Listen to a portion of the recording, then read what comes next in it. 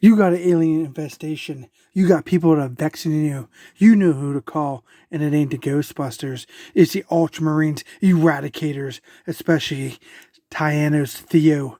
He'll turn them all to ash. Take care of your problem. Welcome back to Black Skies Reviews.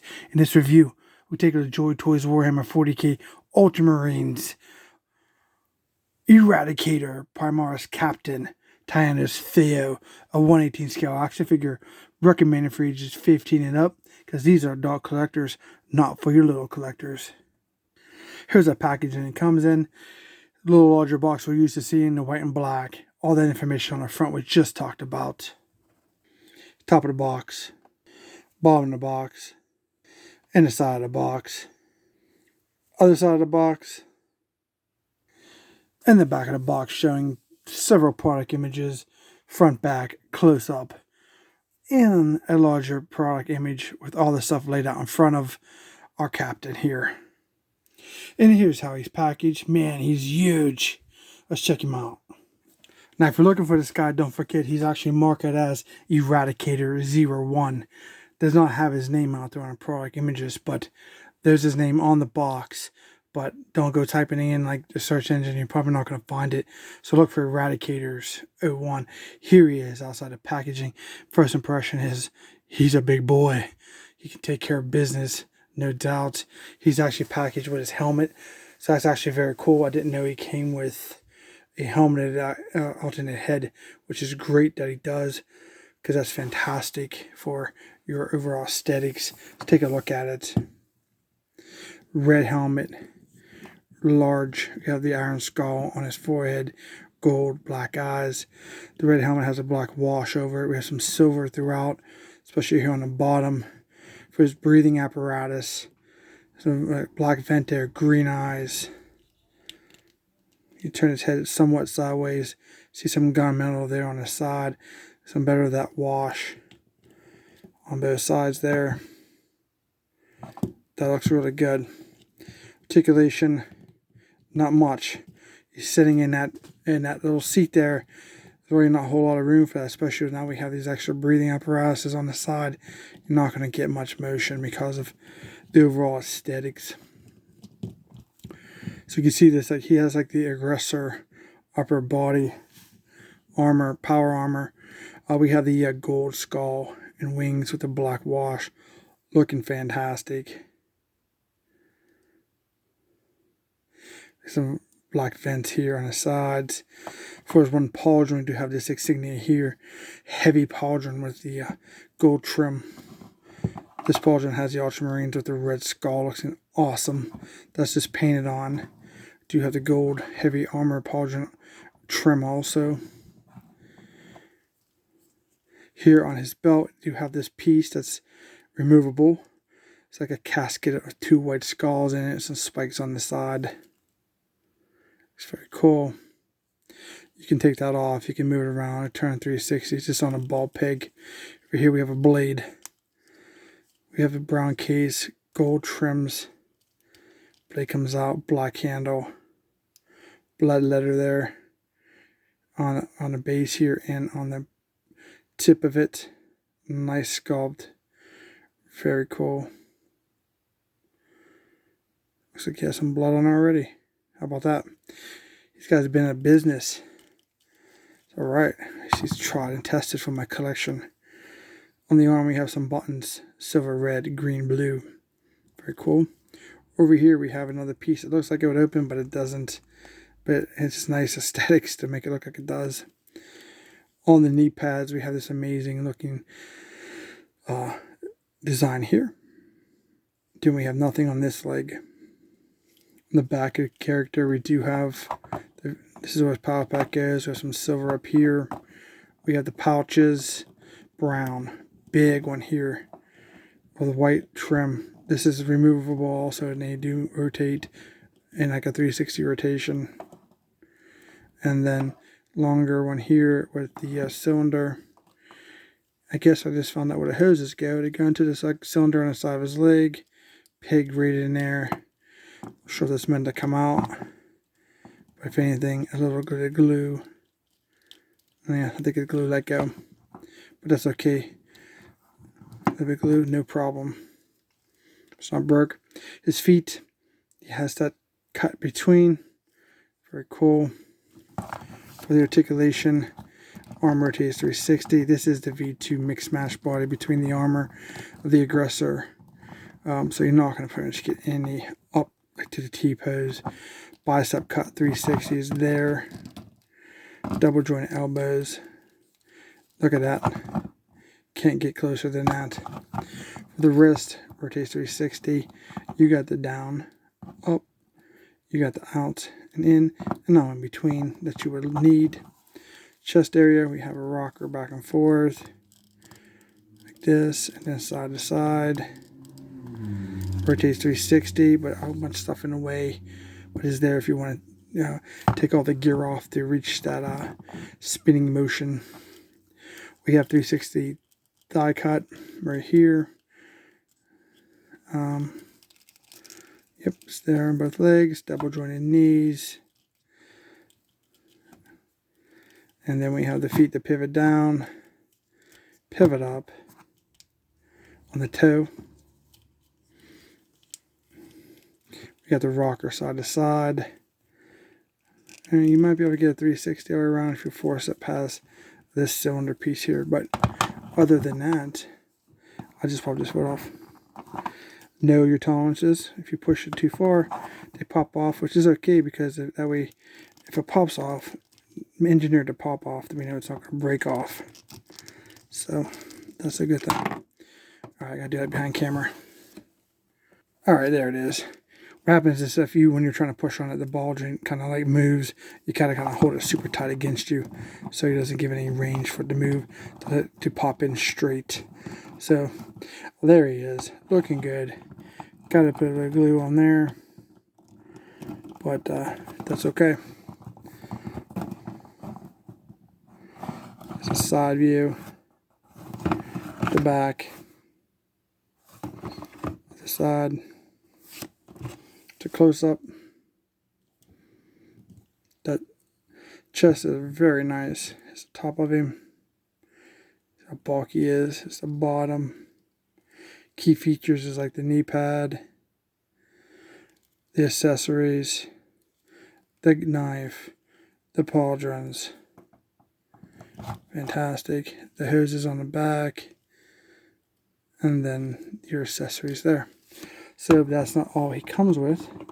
So let's take a look at some more of his accessories. Okay, here's his alternate head. It's pretty mean. It's got a scowl on, service studs, the red breathing apparatus. Man, that right there, the color and that silver and black tubing is off the chain.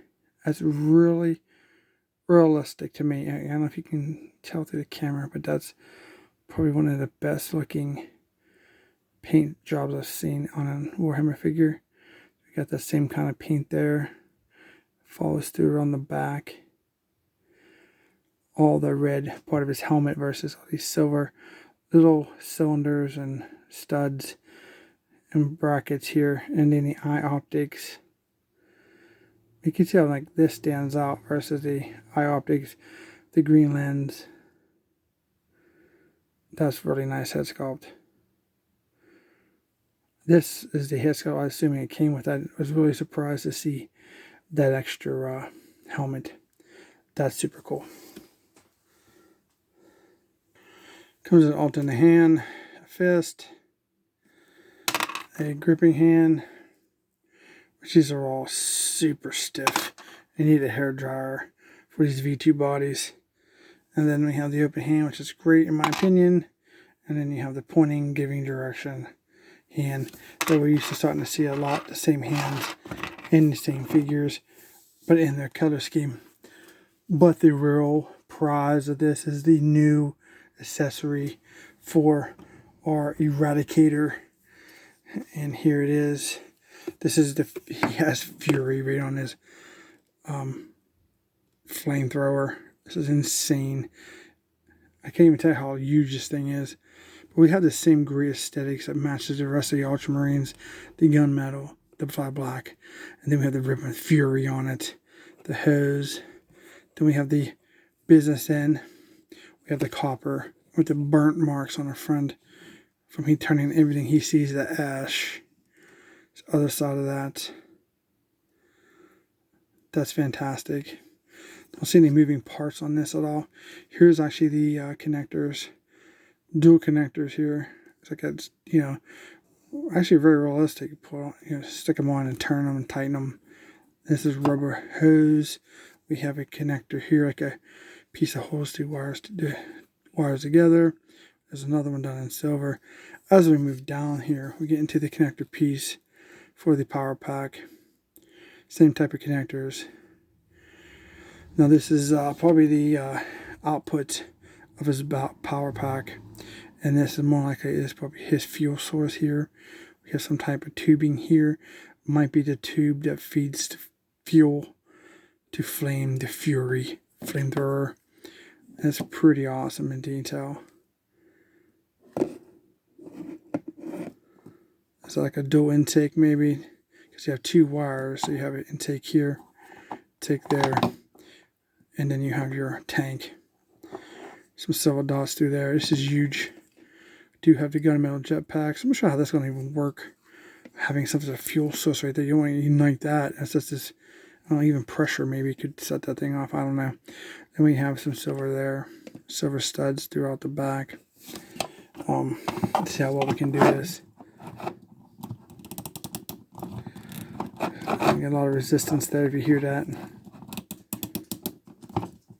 May need to tighten that up a little bit. So yeah, that's why I take some heat. So I'm not going to push that in any further. So I'm going to bring this up around here. Let's see here.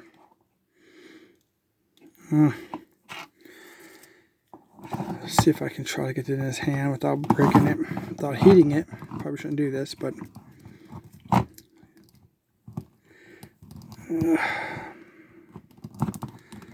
that's scary.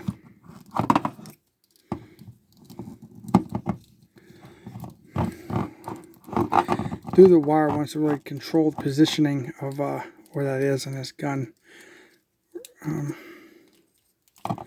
Yeah, that's definitely super stiff. He's fighting me all the way.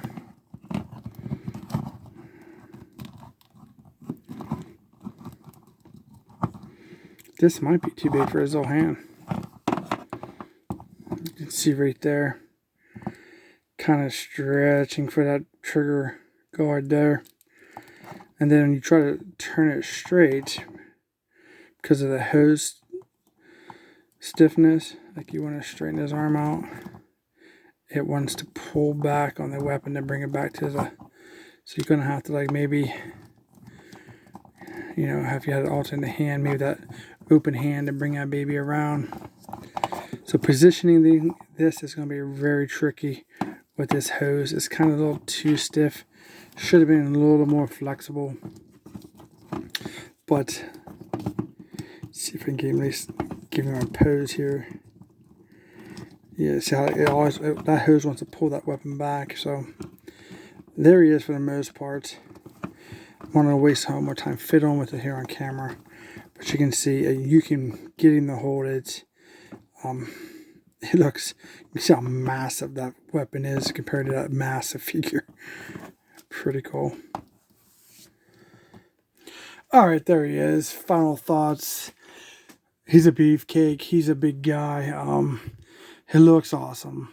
The weapon looks awesome, but it is extremely difficult to get him to hold it. So that is a huge con, because he's actually a very cool weapon. That hose pushes back a lot. It wants to not let him hold on to that weapon. And that hand that he comes with, that's pretty much the only hand that you're going to be able to use. I think it's just a tad bit too small for that gun. Should have been done at a bigger scale. You barely can get him the fingertips around the grip, and let alone barely getting his trigger finger in the guard to get that extra support. Using the open hand here on this side will definitely probably help you hold that thing up. If you can get that hose to give you a little bit of break, maybe heating it up, retraining the plastic may help you out. This is an unboxing, so I'm going to try that and see how that works for my figure. Hope you guys enjoyed this review. If you did, please like, share, and subscribe. Helps the channel out. I recommend the figure. It's really cool. Great plastic. Nothing feels fragile. Just that hose is irritating. 2 little things I mentioned. Other than that, no issues. Recommend it.